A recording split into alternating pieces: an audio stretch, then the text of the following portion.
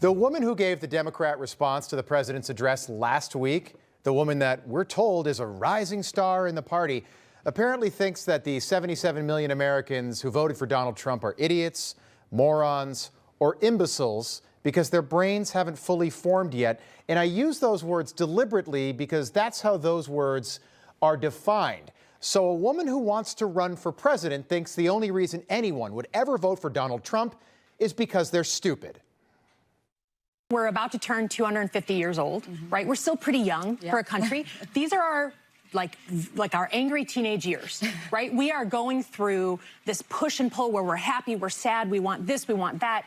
And what do you do when you have a teenager who's threatening themselves and others? You just try to get them through this period alive so that their brain can fully form and you can come back to kind of what a country. I think that I don't think there's a single American who feels like this is normal. Yeah, one right here. And I suppose people are used to that. Hillary Clinton called Trump voters a basket of deplorables. Joe Biden one-upped that, calling Trump voters garbage. None of it worked, of course. They've both been retired by Donald Trump. But I'm not so sure that saying that the brains of Trump voters haven't fully formed yet is the smartest move if you want those people to vote for you in 4 years when you run for president. Now, I wouldn't speak for you, but I feel like a lot of people voted for exactly what we've gotten over the last 52 days. I know that people don't like seeing the markets going up and down. That makes sense. But I also know that you don't vote for change and then get mad when things start to change, especially when the media frames everything Donald Trump does as bad. Headline after headline from all the usual suspects, the Associated Press, NBC, the Washington Post, all misleading the public, calling what's happening right now a trade war. The Trump trade war. Trump just got us into a trade war. It's a trade war. Really? Is that really what's happening? Are we really in a trade war? Or is Donald Trump just trying to get a better deal for the American people? Are we in a trade war, or is Donald Trump trying to rectify what every American president could have done at any time over the last 50 years? Donald Trump is trying to stop other countries from ripping us off and taking advantage of us. You know why rich people are rich? They're smart with their money. Countries should operate the same way. Just because America is the richest country on the planet, just because we have a strong economy, shouldn't mean that other countries get to rip us off with impunity. That's not a trade war, that's common sense. I had Doug Ford on last night, the Premier of Ontario, Canada, and I asked him if he could name one single item coming into Canada from America where the Canadian people are getting ripped off, and this happened. Premier, could you tell me something that you're getting a bad deal? We'll sit down and negotiate. I don't have my list right in front of me. Just one thing. Yes. Just if you could be specific about one item, because I've got a list of 25 items right here that I could run through. Look at the auto sector, that 50% of all the cars that we're shipping down there, the parts, 50%, and we're shipping them down there, and we're buying more vehicles than Mexico. I don't think that's very fair trade. But either way, let's sit down and have a discussion. So the premier of the biggest province in Canada couldn't name a single item, and when he did mention the auto imports, he was wrong. That's not a trade war. That's not a war. It's common sense. It's America first, finally. Something the president finally addressed from the White House this week. In Canada, we find that they're charging us over 200% for dairy products. You know about that. And when I left, we had that well taken care of. But under Biden, they just kept raising it. Very difficult to deal with. They make it impossible for us to sell lumber or dairy products into Canada. But our numbers are a tiny fraction of that, almost non-existent. Canada is currently charging the United States 270% on milk, 245% on cheese, 298% on butter, 238% on chicken, 25% on cars, 25% on steel, 45% on TVs.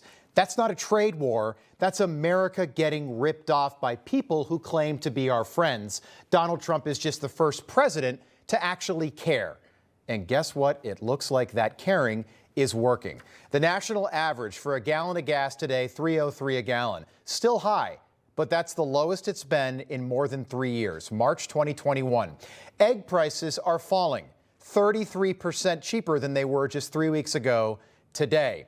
Even Business Insider was forced to admit today that Donald Trump's quote-unquote trade war might be causing mortgage rates to drop. A silver lining amid the Trump-induced market chaos, lower mortgage rates. That's not a silver lining, Business Insider. That was part of the plan.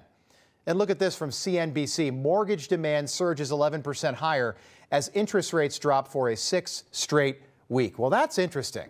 6 straight weeks. How long has Donald Trump been president? Oh, that's right. Almost 6 weeks to the day. But according to the legacy media, the sky is falling, and this is all unambiguously Donald Trump's fault. Until right around 7:30 this morning, when we found out that inflation, the same number that brought Joe and Kamala down, is finally coming down too. Finally, we have some good news on the economy and really the number one issue for many Americans, the cost of living. So we just learned that consumer prices in February increased by 2.8% year over year, 0.2% month over month. Both of these figures were a step in the right direction, and both were better than expected. So this is definitely very encouraging to see, because it's going to, I think, relieve some fears that inflation was perhaps re-accelerating, because this actually breaks a streak of 4 straight months where I think you could see it on the chart all the way to the right, where the inflation rate was going in the wrong direction, right? It was going higher and higher. Finally, we're seeing it dip. Okay, so you see the chart right there? Who was president 4 months ago? I'll give you a hint. It rhymes with Joe Biden.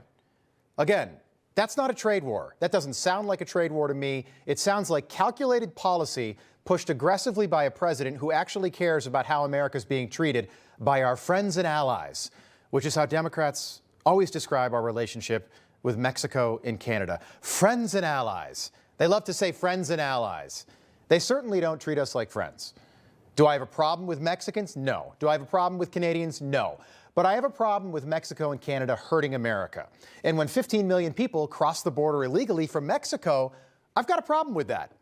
When Canada rips off American consumers every day, I've got a problem with that too. Friends don't treat friends like that. That's how you treat somebody you hate. Have you ever loaned somebody money before? If you haven't, don't do it. But boy, they love you right around the time you're giving them that money. You ever tried to get that money back? That's what's happening right now between America and Canada and China and Mexico and many other countries. I also just realized that USAID has been completely gutted. Hundreds of programs have been cut, all Democrat programs, and I have yet to hear a single complaint from anyone outside of Washington, D.C. about any of the cuts. Don't you think that's a little strange? All of these countries were on the dole, all over the world, getting millions of dollars to fund all kinds of wacky programs, like $2 million for sex change operations in Guatemala, and $30 million to study trans people with AIDS in South Africa, $2 million for Moroccan pottery programs, $15 million for condoms in Afghanistan. All of these programs existed 53 days ago. All of them have been cut. And I haven't heard a single word from anyone in Afghanistan or South Africa or Morocco complaining about something the American people now clearly support. When we're talking about the cuts that DOJ is bringing about, how are they feeling about Yeah, this to me was one of the more shocking figures that I saw. Made me go, wait a minute, hold on one second. Whoa, Americans on Trump and Joe's efforts. Musk and DOJ should influence government spending and operations. Look at this. 54%. The majority say that he and they should. How about approve of Trump trying to cut staff at government agencies? Again, you get a majority here. 51%. So yeah, Elon Musk might not be that popular, but these cuts and the idea of spending cuts, at least within the federal government and cutting at government agencies, that actually has majority support. I was truly surprised by this, Kate, but the numbers are the numbers. 54%. 54% of people support what the White House is doing as it relates to DOJ. 54% of people support getting rid of the waste. And Democrats seem completely unwilling to admit that all of this might actually be the right thing to do, and it might be working. I also think, and no one is talking about this, but making all these cuts during tax season, which was calculated, is one of the smarter political moves we've ever seen. Because you and me, Americans all across the country, are paying our taxes right now. It's tax season.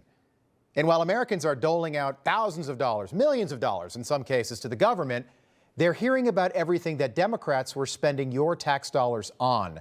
and that makes people mad.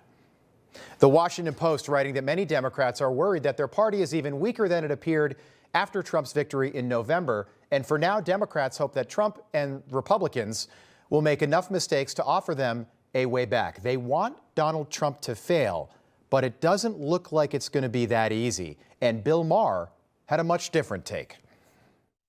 I don't know if we'll ever see a Democrat president again. Look, I know that we think 2026, the midterms, is some far-off date and time, but it's right around the corner. 2 years is always right around the corner. 2026 is the midterms. 2028, we elect a brand new president. And Democrats are going to get the same result over and over again because they hate Donald Trump more than they love this country. Information. Truth is freedom. Is Newsmax. It's real news for real people.